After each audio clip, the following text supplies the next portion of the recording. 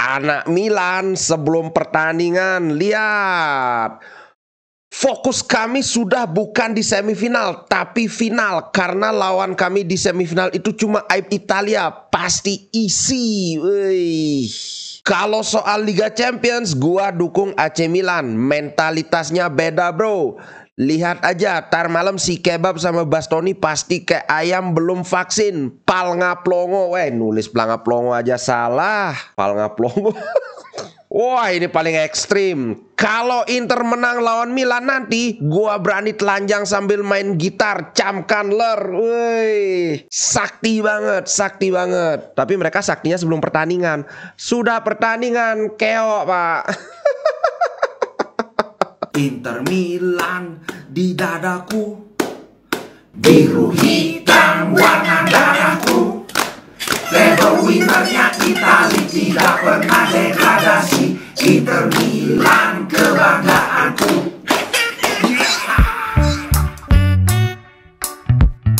Dari kemarin aku yang bikin konten ada anak Milan, pendukung Milan yang apa ya, yang sombong itu. Itu kan cuma satu, itu kan cuma oknum aja, gila oknumnya kok banyak. Itu barusan lagi 3 itu apa itu. Yang penting kita lupa. Halo Sobat Ngomin, apa kabar? Itu dulu dong. Pasti kabarnya baik. Tidak percuma begadang Pak, walaupun dagdikduk. Prediksiku sekali lagi terbukti salah, gila. Bro, bayangkan di mana kalian lihat channel konten kreator yang terbukti dan teruji prediksinya selalu salah. Kecuali Koci. Ya ini, di Ngomin ini. Dan I'm happy. Karena terus terang aja sebelum pertandingan lawan Milan aku agak dagdikduk. Kenapa?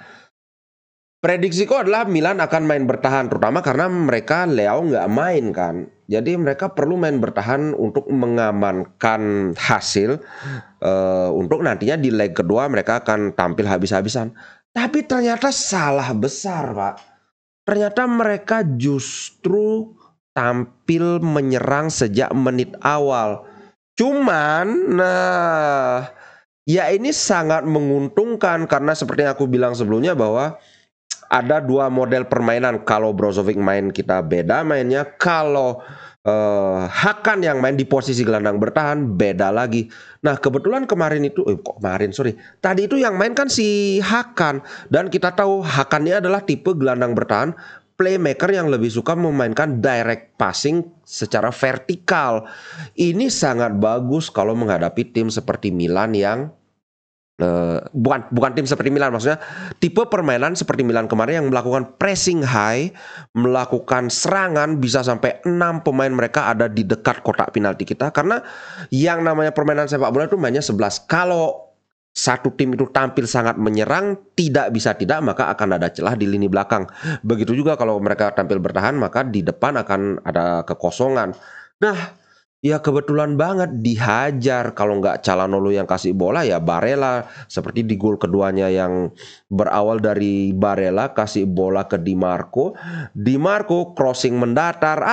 Dilepas saja sama Lautaro dan si Miki yang sprint dari lapangan tengah loh sprintnya. Itu dilihat sama Lautaro terus bola dilepas saja. Oh ya, ngomong-ngomong ini bedanya Milan sama Inter ya. Kalau kawan-kawan tadi lihat gimana sombongnya anak-anak Milan. Belum pertandingan udah bacot hebat banget kayak sudah paling sakti di Eropa aja. Sedangkan kalau anak-anak Inter beda. Kalian lihat aja di grup-grup Inter itu pada waduh ini kalau nanti bisa menang lawan Milan kita 30% aja kemenangan kemungkinan juara kayak gitu. Apalagi kalau pemain-pemain Inter. Misalnya nih Andre Onana dia bilang still a long way to go, not taking anything for granted. Masih panjang perjalanan, masih ada 90 menit. Bahkan dia ada ngomong juga kemungkinan Inter bisa ke final itu masih 50-50. Padahal kita sudah menang 2-0. Itu bedanya, bukan cuma Onana. Kapten Inter kemarin si Lautaro dan juga Acerbi ngomongnya sama. Adalah kesalahan besar kalau kita take this for granted. Artinya kita sudah yakin lolos gara-gara menang 2-0. Wah udah pasti lolos. Ini beda banget dengan Calabria yang di konferensi pers sudah ngomongin final. Itu sama kayak fansnya itu. Kita tinggal mengkhawatirkan final aja. Padahal semifinal aja belum kelar Pak. Kemudian Alessandro Bastoni juga bilang, we are happy ketika dia gimana rasanya menang. Dia bilang, we are happy, kami bahagia, tapi kami memperkirakan akan ada battle yang seru di second leg. Jadi tidak ada sama sekali pemain Inter yang menganggap bahwa kita sudah ada di final. Walaupun kita menang 2-0 dengan cukup mendominasi menurutku. Apalagi babak pertama. Babak pertama Inter sangat dominasi total. Kalau kawan-kawan ingat, tadi saat kita nonton bareng, itu shot on target Milan babak pertama itu 0 Pak, 0 kayak gini bentuknya, 0 besar, nggak ada sama sekali. Itu tendangan yang ada metik kelapa, ada yang metik mangga, ada yang dikasih penonton bolanya, nggak ada yang on target. Baru di babak kedua ketika Inter sudah menurunkan intensitas, pemain-pemain sudah ditarik keluar, baru mereka kayak pegang bola aja, tapi tetap peluangnya nggak banyak. Nah oke, satu lagi sebelum kita bahas evaluasi antar pemain, rating pemain, jalannya pertandingan. Kalau kawan-kawan ingat gimana Bastoni itu kemarin kan hampir ujeg-ujegan sama si Brahim Diaz kan. Brahim Diaz itu emosi. Gila, Bastoni sudah itu bolanya udah out masih dilanggar, sampai Bastoni itu marah, dia bilang, "What the F are you doing?" Sampai digituin Brahim Diaz. Dan dia yang langgar, dia yang marah akhirnya si Brahim Diaz kan. Memang secara umum Brahim Diaz dikantongin sih sama Bastoni. Dia mainnya cukup bagus ketika bawa bola dribble dari lapangan tengah, tapi begitu mendekati kotak penalti relatif bisa diredam. Mungkin itu yang bikin dia frustrasi kan. Kalau kawan-kawan ingat gimana benar-benar Bastoni, Acerbi, dan Darmian tampil sangat bagus. Sangat bagus. Oke, sekarang kita bahas rating pemain. Ngomong-ngomong man of the match-nya siapa? Nah, kalau kita bahas versi UEFA, maka kemarin itu man of the match-nya adalah Mkhitaryan. Tapi kalau ini dari Sempre Inter, ini by Thomas Millar, nama jurnalisnya, itu dia pilih Edin Dzeko. Kalau menurut kawan-kawan siapa nih? Edin Dzeko memang kemarin tampil bagus. Kok kemarin lagi tadi? Tapi aku lebih setuju Mkhitaryan. Mungkin tapi trio lapangan tengah kita semuanya tampil bagus loh. Miki, Barella, dan Hakan itu hampir sempurna menurutku. Bahkan Barella, kalau kawan-kawan ingat gimana dia kasih Di Marco, kemudian kalau kawan-kawan ingat ini peluang Barella, umpan yang sangat cantik terhadap Miki, seolah-olah mau volley tapi bola diumpan pakai tumitnya ke arah Miki. Ya cuma sayang dimanfaatkan dengan maksimal. Kemudian bola muntahnya ke arah Barella tapi disambar langsung, tapi out. Gila, menurutku Barella, Miki, dan Hakan kemarin tampil sama bagusnya. Tapi kalau dari UEFA mereka pilih si Mkhitaryan. Oke, langsung aja dari Onana. Onana dapat nilai 7. No real danger throughout the match. 7 clean sheet di Eropa. Luar biasa sih. Ini beda banget dengan di awal musim di mana pertahanan kita itu benar-benar ngehe. Tapi 7 clean sheet di Liga Champion, luar biasa. Darmian 6,5, Acerbi 6,5, Bastoni 7,5. Menurutku ketiga center back kita ketiga-tiganya dapat 7, sangat layak. Kemudian Dumfries 6,5. Dumfries mungkin kemarin secara menyerang agak kurang ya kontribusinya, tapi aku seneng karena berkali-kali duel dia dengan Theo Hernandez itu menang. Dia nyeleding nggak pelanggaran karena slidingnya bersih, tapi slidingnya Theo Hernandez, gila, itu sliding kasar itu Pak, harusnya kena kartu kuning itu Theo, tapi ya mungkin wasitnya kasihan sama si Theo, udah rambutnya warna pink kan. Nicolo Barella ada di mana-mana di lapangan malam ini. Dari situ bisa dilihat bahwa ini benar-benar game dia benar-benar on fire dalam penyerangan, dalam bertahan, benar-benar membuat kehadirannya dirasakan. Hakan dapat nilai 7. Set piece yang sempurna untuk Dzeko di opening golnya, gol pertama Dzeko. Dan beberapa menit kemudian tembakannya luar biasa banget, tapi kena tiang. Itu kalau tidak kena tiang udah 3-0. Sayang banget.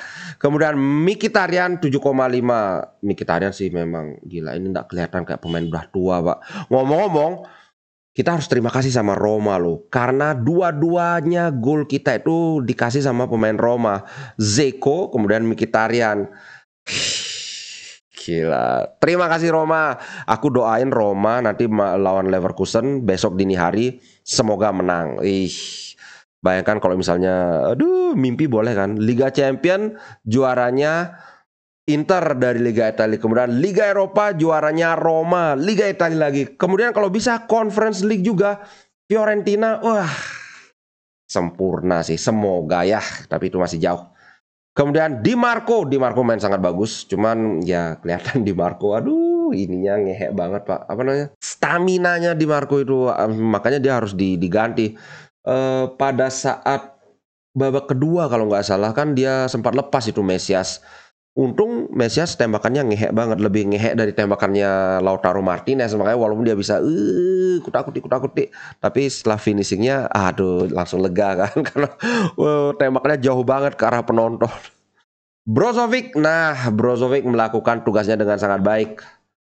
Ketika Hakan ditarik, kok Hakan ditarik, siapa yang pertama ditarik? Miki ditarik, Brozovic masuk, Brozovic ada di posisi gelandang bertahan. Aku udah kekunci sudah ini. Karena apa ya, memang tugasnya Brozovic kayak gitu, memperlambat tempo, menguasai possession. Walaupun si Milan pegang bola, dia tidak bisa membahayakan Inter karena ya organisasi pertahanan kita sangat baik dengan kehadiran Brozovic. Cuma ya di sisi lain serangan kita yang sangat berkurang. Tapi ya udah 2-0 ngapain kan? Kemudian siapa lagi? Joaquin Korea, nggak usah dibahas, lagi-lagi ngampas. Gagliardini, iya. Aku nggak bisa komen. Itu kalau Gagliardini dia udah dikasih bola bagus banget, harusnya dia tembak, dia nggak tembak, malah isi dribble lagi ya, langsung disambar sama siapa ya? Aku nggak ingat. Calabria apa Theo Hernandez itu, gagal sudah. Cukup banyak ada peluang yang sangat bagus dari Hakan kena tiang, kemudian Barella ngambil bola muntah yang gagal di apa ya? Metik kelapa lagi tembakannya. Tapi secara umum aku sangat puas dengan permainan Inter.